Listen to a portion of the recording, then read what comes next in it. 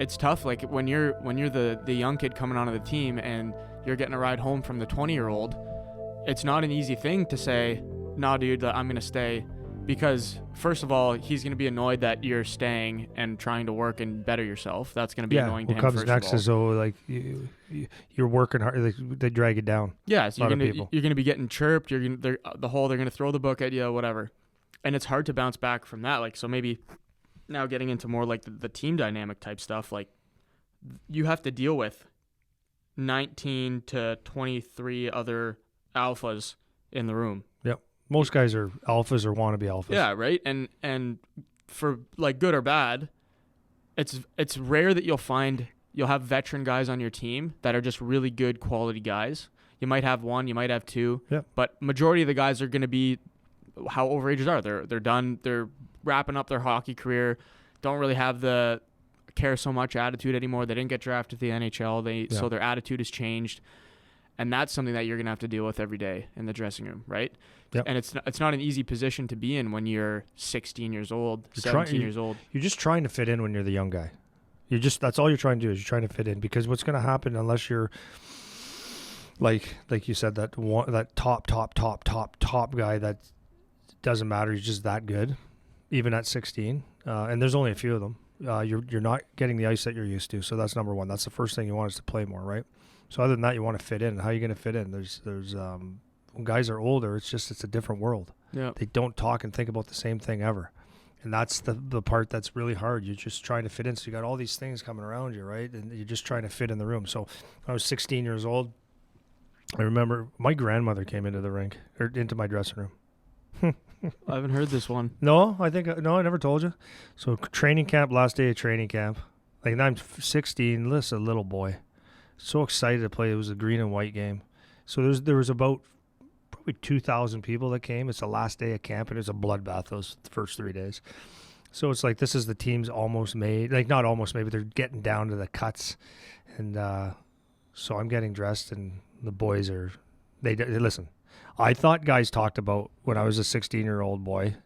I'm watching my son right now. That's what he thinks, right? We talk about power plays, and we talk about hockey and the NHL, and everything's about hockey. But there's a certain point in your life where there's this thing called girls, and sometimes alcohol and different things like that the guys are more focused on than hockey. And I was sat in the room, and I went, oh.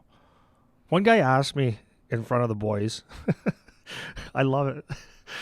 So right in front of the guys, loud guy, big, 6'4", Max was his name. Actually, Mitty, if you're listening, is Max Middendorf.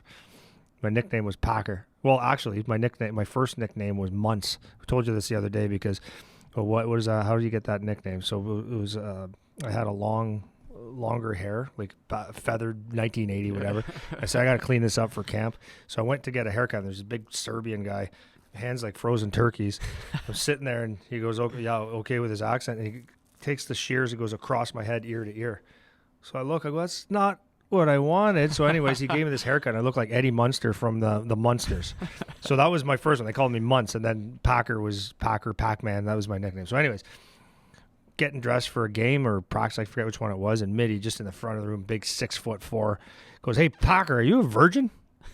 So I'm like, my face said it all, right? Yeah. No, wait, what's the right answer? Yeah, so no. Yeah. And then he just kept grilling me. But this is what it was. I'm like, well, that's not what you just give me something like, Packer, you're doing well in hockey. But this is what it was. Yeah. So it's like always like a beatdown. And at the time, I sincerely thought guys didn't like me.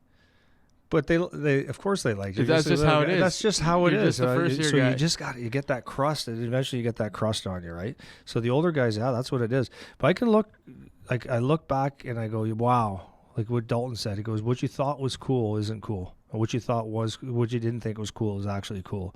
So I look at that. We had just I'm just thinking of the one corner of the room where I was sitting across from. We had a first round pick, a couple second round NHL picks, and a couple that just came back from the NHL, and then we had a Buffalo pick. It just started going around. We had a really good team with a lot of NHL experience coming back, and boys would drink beer. They go here and they tell the stories about the party and about the beer and all the stuff that they did about the girls and stuff like that. And I was sitting there, okay, I I know I shouldn't drink.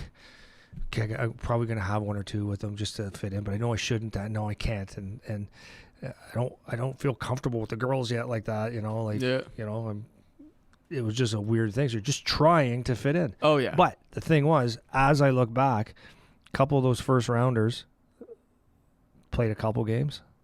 They blew it. And the label on them was where they were drunks. They drank too much and they didn't discipline themselves to be hockey players. And I look at like Tiger Chidoroi that I talked about. He had a long career, and I didn't play in the NHL because he was like, but he should. I think he should have, but whatever. He played a long time in the American League, and then he went to Europe and made good money. And guys that didn't make it or made it that you never thought would make it. It was just sheer, like what Dalton said, is they did things that other people weren't willing to do, so they could have things that other people will never have.